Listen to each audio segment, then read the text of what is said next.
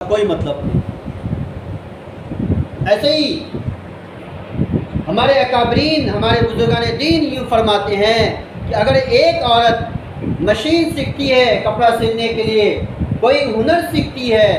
گھر چلانے کے لیے، کوئی کاروبار سیکھتی ہے حلال طریقے سے، تو ہمارے اکابرین فرماتے ہیں کہ سیکھنے پر اور اپنی بچیوں کو سکھانے پر چادر اوڑھنے کا طریقہ ہے، دوپٹہ ڈالنے کا طریقہ ہے، نقاب پہننے کا طریقہ ہے، حجاب کاٹنے کا سلنے کا طریقہ ہے۔ یقین جانیے اکابرین فرماتے ہیں کہ اس چھوٹی چھوٹی باتوں پر اللہ تعالیٰ وہ اجر اور ثواب عطا فرمائیں گے جو بڑی سی بڑی نیکیوں کے کام کرنے والی عورتوں کو نہیں عطا فرمائیں گے۔ بہت بڑی بات ہے۔ اگر ایک ماں اپنی بیٹی کی اچھی تعلیم اور تربیت کر دے، وہ بیٹی کل ہو کر کسی اور کی ماں، کسی اور کی بیوی، کسی اور کی بہو بنے گی، اور پہلے سے اس کا گھر جہنم بنا ہوا تھا، لڑائیوں سے، جھگڑوں سے، دنیا کے جھمیلوں سے، ٹینشن سے، ڈپریشن سے۔ جب آپ کی ایک تعلیم اور اچھی تربیت یافتہ بیٹی کسی گھر کی بہو بنے گی، اور پھر یہ آپ کی بیٹی اس گھر کو اپنے تربیت کے ذریعے سے، اپنے تعلیم کے ماحول کے ذریعے سے، مٹھاس والی بول کے ذریعے سے اس گھر کو جنت بنائے گی، پھر اللہ تعالیٰ اس کی برکت سے پورے سماج اور محلے میں جنت کے ماحول کو پیدا فرما دے گی۔ عورت اگر چاہے، ایک عورت پورے گاؤں میں، سماج میں تبدیلی لا سکتی ہے۔ کسی ایک کی بیوی، کسی ایک کی بیٹی، کوئی ایک ماں اور بہنیں یہ طے کر لے کہ ہمیں فلاں نیکی کا کام کرنا ہے،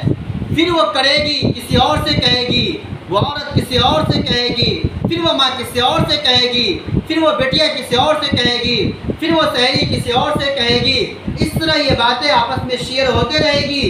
ایک دوسرے کو کہتے سنتے رہیں گے۔ پھر ایک دن اللہ تعالیٰ اس جماعت کو ایک بڑی جماعت فرما دیں گے۔ پھر یہ بیٹھک جو آپ یہاں تعلیم کے لیے آئے ہیں، پھر یہ ذریعہ بن جائے گا پورے بڑی پال کے لیے نیک ماحول بننے کا،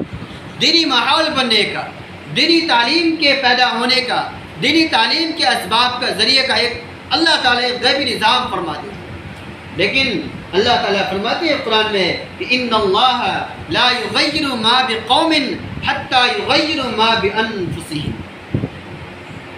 کیا مطلب؟ میری ماں اور بہنیں، اس آیت کا مطلب یہ ہے کہ اگر بندہ یہ طے کر لیتا ہے، اگر اللہ کی کوئی نیک بندی، کوئی ماں اور بہنیں، کوئی پیاری بہنیں یہ طے کر لے ہمیں فلاں اچھا کام انجام دینا ہے،